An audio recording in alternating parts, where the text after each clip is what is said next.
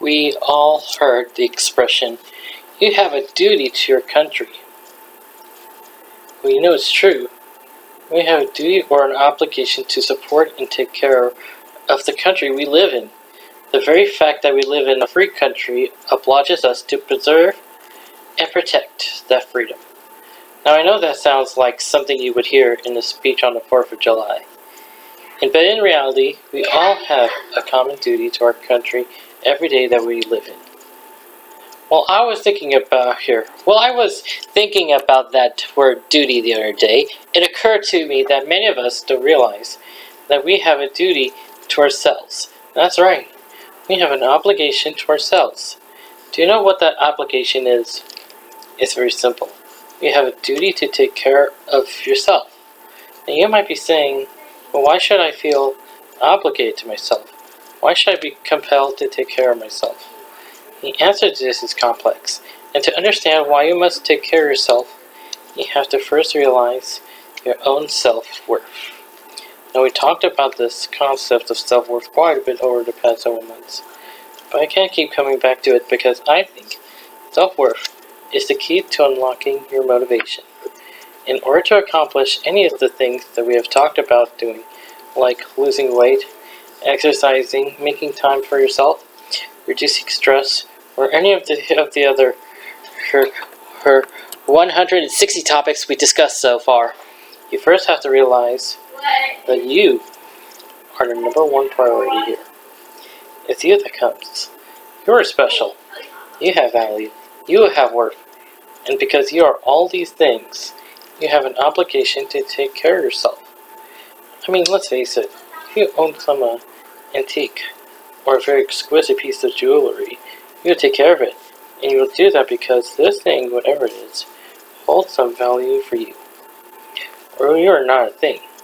You are a person. So you cannot even begin to put a price tag on your own value. You are priceless, and you must take care of yourself. Everybody was put on this earth for some reason. We all have a purpose in life. We are given the gift of life, and I told you before, that life is the most precious gift of all. You have been entrusted with your own life, so you have an obligation to protect that life in the very best way possible.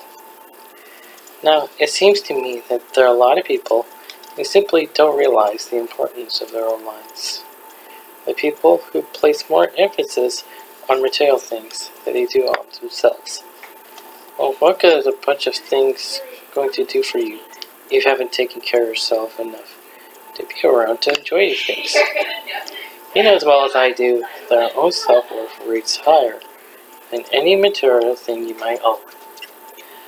So when you recognize just how valuable you are, then you can understand why it's so important to take care of yourself. Think of it this way. Let's say you own a house. Well, you take care of the house, don't you? I mean, you know how much it's worth, and you don't want it to lose its value, do you? So every week you mow the lawn, maybe once a year you paint that house, you keep the weeds from growing, you scrub the floors, clean out the closets, and on and on. In other words, you do all the things necessary to keep your house in good order and worth. Sometimes you must do this and always take care of yourself. Well, knowing that you, as a person, are much more valuable than a house, then it makes sense to say that you have to take care of yourself from the inside out too. You owe it to yourself to eat healthy, well-balanced meals. You owe it to yourself to get in shape and make exercise a daily part of your life. You owe it to yourself to maintain the spiritual and emotional side of you by keeping a positive outlook on your life and living life to the fullest. This is not a duty for just a couple of days, or a couple of weeks, or maybe 3 months. This is a lifetime obligation to see to it that you are the keeper of you. No one knows you like you know yourself. That's why you are the best person to take care of yourself.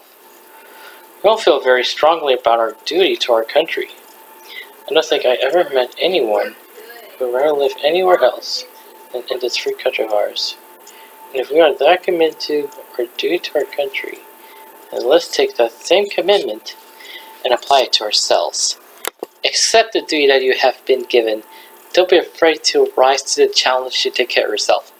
It's the single most important thing you'll ever do for yourself.